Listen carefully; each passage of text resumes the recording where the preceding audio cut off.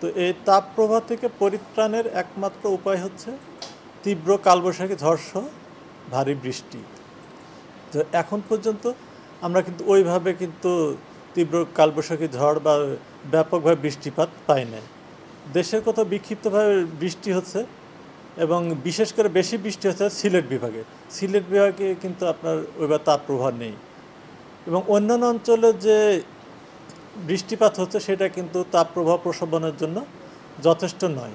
তার কারণ এই সময় যে বৃষ্টি হচ্ছে এটা লোকালি কিছু বৃষ্টি হচ্ছে এবং আধা ঘন্টা বা 1 ঘন্টার মধ্যে মেঘমেলা হয়ে ওই জায়গাতে বৃষ্টিপাত হচ্ছে, ওইখানে সাময়িক তাপমাত্রা কমাচ্ছে, কিন্তু ব্যাপকভাবে তাপমাত্রা কমানোর জন্য এই বৃষ্টিপাতটা যথেষ্ট নয়। এখনকার যে যে বৈশিষ্ট্য, এই সময়টার যে বৈশিষ্ট্য, এই বৈশিষ্ট্য যে তাপপ্রবাহটা কিন্তু স্বাভাবিক একটা প্রক্রিয়া এবং এই সময় যে তাপমাত্রাটা 41-42 ডিগ্রি এটাও স্বাভাবিক।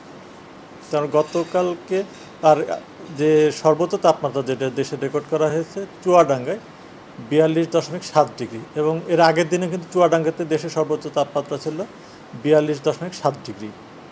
হ্যাঁ, তবে এই তাপমাত্রাটা যে অস্বাভাবিক না, কিন্তু অস্বাভাবিক যে ব্যাপারটা সেটা হচ্ছে দীর্ঘমেয়াদী তাপপ্রবাহ। এটা এই মাসের শুরুর থেকে মোটামুটি শুরু হয়েছে এবং এখন অদ্যাবধি এটা 2023 সাল থেকে কিন্তু উষ্ণতম বছর ঘোষণা করা হয়েছিল এবং এর ধারাবাহিকতায় হয়তো 2024 সালে সেরকমই হতে যাচ্ছে। আর একটা দিন যে এল নিনোর যে ব্যাপারটা, এল নিনো কিন্তু এখন পর্যন্ত এটা সক্রিয় অবস্থায় আছে, তবে সামনের মাসে হয়তো এটা নিউট্রালের দিকে যাবে এবং এল নিনো সক্রিয় থাকার জন্যই বৃষ্টিপাত এ অঞ্চলে কম হচ্ছে। তার কারণ এল নিনো যখন সক্রিয় অবস্থা থাকে আমাদের ইন্ডিয়ান সাবকন্টিনেন্টে বৃষ্টিপাত কম হয় এবং তাপমাত্রা বেশি। 45 ডিগ্রি তাপমাত্রা রেকর্ড আছে, 45.1 ডিগ্রি এটা 1972 সালে রাজশাহীতে রেকর্ড করা হয়েছিল। হ্যাঁ, এবং 44-43 ডিগ্রি তাপমাত্রা কিন্তু আমরা সচরাচর পেয়ে থাকি, কিন্তু ইভেন আমাদের ঢাকাতেও কিন্তু 42.3 ডিগ্রি তাপমাত্রা রেকর্ড আছে। হ্যাঁ, এই ইয়েটা আছে, কিন্তু যে ব্যতিক্রম বা অস্বাভাবিক যে ইয়েটা এদের দীর্ঘমেয়াদী যে তাপপ্রবাহটা, তাছাড়া এ সময় বৈশিষ্ট্য যে তাপপ্রবাহ থাকবে।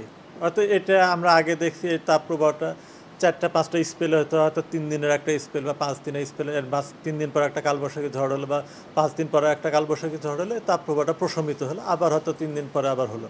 কিন্তু এইবার গতবারে তাপপ্রবাহটা দীর্ঘ সময় ছিল, কিন্তু এবার আরও বেশি দীর্ঘ সময়, তার কারণ মাসের শুরু থেকে শুরু হয়েছে এবং এটা অব্যাহত রয়েছে।